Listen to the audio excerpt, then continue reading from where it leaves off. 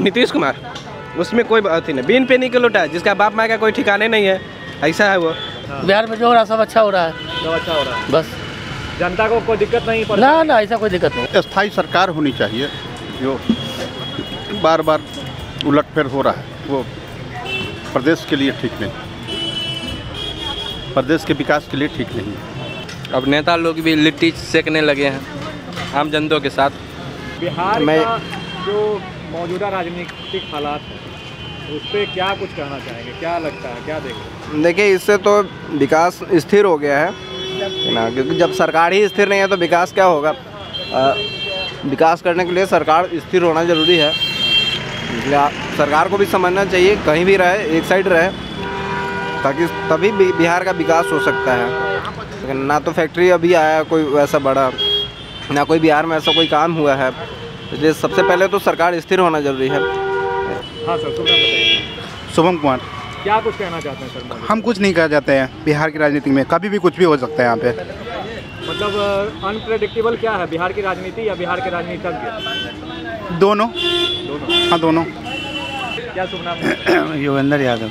और क्या कुछ कहना चाहते हैं? कहेंगे कुछ, ये सब कायदा ठीक नहीं है और क्या। नाम बताइए सर। मनोज कुमार। और क्या कुछ कहना चाहेंगे नीतीश कुमार? नीतीश कुमार क्या करेंगे, वो तो जैसे कुछ परिस्थिति बस चले गए होंगे, उनका अपना मजबूरी रहा होगा जाने का, कोई शौक से तो गए नहीं होंगे, कुछ ना कुछ मजबूरी जरूर रहा होगा बस। ऐसा पलटे वाला पलट गया, रहे वाला रह जाएगा। अच्छा, तब और क्या, तो कोई टिप्पणी मौजूदा हालात पे? कोई टिप्पणी नहीं, बीजेपी आएगा बस, वही आएगा और कोई नहीं आएगा। पूछे ना उनसे। उनसे तो पूछबे करेंगे, आप ना बताइए क्या कुछ कहना चाहते हैं? देख रहे हैं अभी, पता है क्या हुआ बिहार में? हाँ हुआ है, नीतीश कुमार फिर से हैं। नीतीश कुमार। तो क्या कुछ कहना चाहते हैं? अच्छा हुआ, खराब हुआ? अच्छा हुआ। अच्छा हुआ। अच्छा हुआ। क्या बोले, बताइए कि अभी का जो मौजूदा हालात है उस पर क्या कहता है बिहार का युवा? मौजूदा हालात तो इसको मतलब ठीक ही नहीं बोला जाएगा, क्योंकि बार बार अगर आप सरकार बदल रहे हैं तो प्रॉब्लम क्या है, गलती हम ही लोग का है कि हम लोग एक पार्टी को हम लोग बहुमत में नहीं ला रहे हैं, तो इस कारण से बिहार में ये स्थिति है। विकास के लिए तो ये स्थिति सही नहीं है कि बार बार अगर सरकार बदल रहे हैं, लेकिन नीतीश कुमार काम बहुत अच्छा किए हैं, लेकिन बार बार अगर वो बदल रहे हैं तो ये ना बिहार के लिए अच्छा है, ना मतलब जो आगे चल के जो उनका नाम लिया जाएगा कि वो बार बार पार्टी को बदलते थे, तो वो सही नहीं है। लेकिन आगे चल के जो भी 2025 में जो विधानसभा चुनाव होना है, तो मेरा यही मानना है कि एक ऐसा गवर्नमेंट आना चाहिए बिहार में जो मेजॉरिटी से आए, जिसका एक मतलब किसी दूसरे पे निर्भर ना हो, जिससे विकास भी होगा और बहुत कुछ इंफ्रास्ट्रक्चर डेवलप होगा, और जातिवाद पे राजनीति नहीं होना चाहिए, जातिवाद पे वोट नहीं होना चाहिए, मेरा तो यही मानना है। जो सियासी हलचल देखने को मिल रही है, ठंड का मौसम है और सियासी गलियों में गर्माहट गूंज रही है, तो इस पर क्या कहना है, क्या लगता है? सबसे पहले तो हम यही कहेंगे कि श्री राम मंदिर का उद्घाटन मोदी जी ने किया है। मोदी जी का तो भाग उदय पहले भी था, अब और भाग उदय उनका हो गया है। अब तो वो जो चाहेंगे वो श्री राम करेंगे, सिंपल बात। अब जो श्री राम चाह रहे थे वही हुआ है। सबसे पहले बिहार से ही शुरू हो गया है। बिहार में भी राम राज आ गया है। हाँ बताइए सर, क्या बिहार में भी राम राज आएगा, आने वाला है। आ गया? हाँ आ ही गया, हलचल चल रही है, आने वाला है। क्या कहेंगे सर? देखिए, ये पॉलिटिक्स है, राजनीति है, कुछ भी हो सकता है। अगर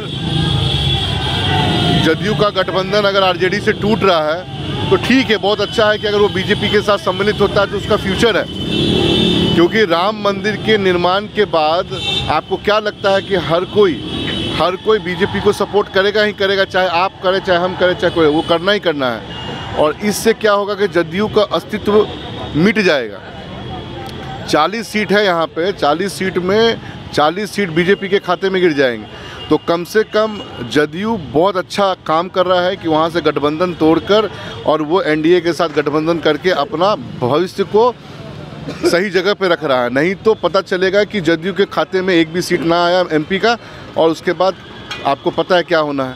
तो देखिए, एक एग्ज़ाम्पल आपको देते हैं, उस एग्ज़ाम्पल के तहत आप समझ जाइए क्या सही और क्या गलत है।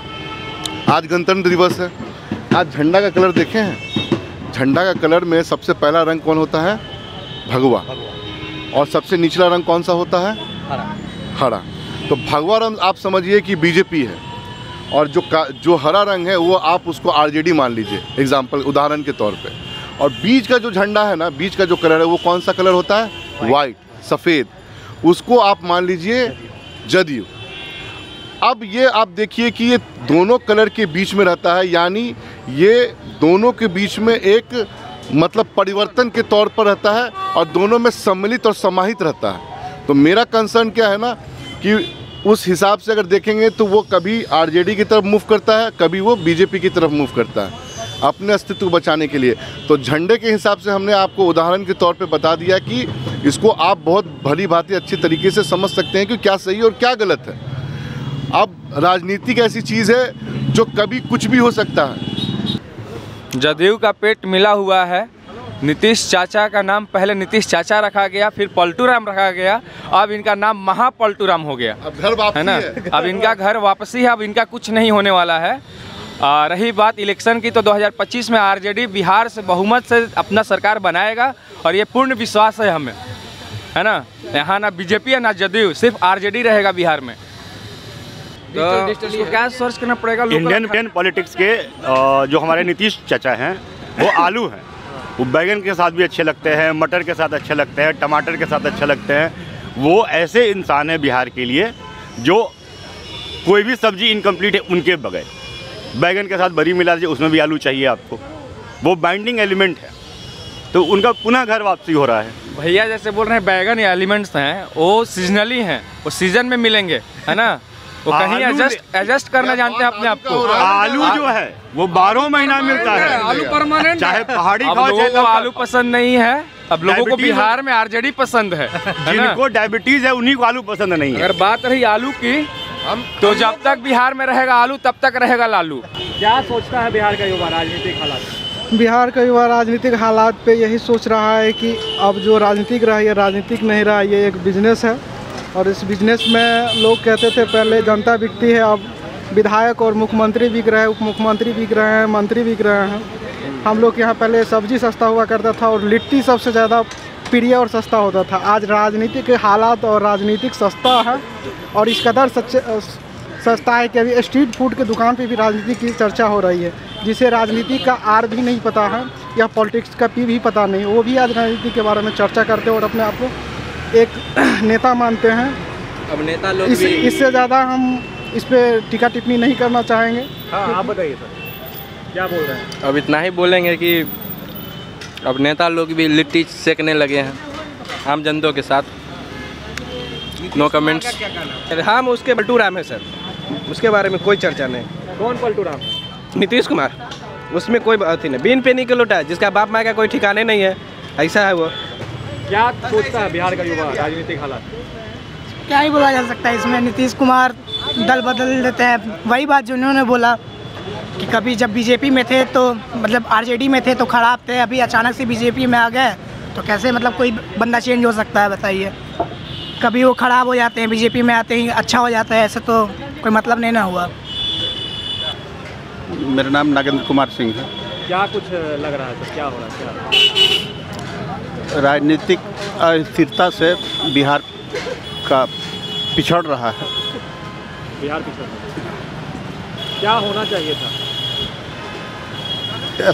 स्थायी सरकार होनी चाहिए। जो बार बार उलटफेर हो रहा है वो प्रदेश के लिए ठीक नहीं, प्रदेश के विकास के लिए ठीक नहीं है।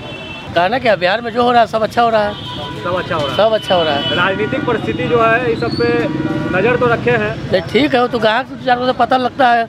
बिहार में जो हो रहा है सब अच्छा हो रहा है, सब अच्छा हो रहा है। बस जनता को कोई दिक्कत नहीं पड़ ना, ऐसा कोई दिक्कत नहीं। हम कहना चाहते हैं कि नीतीश कुमार आरजेडी के साथ थे, ठीक है।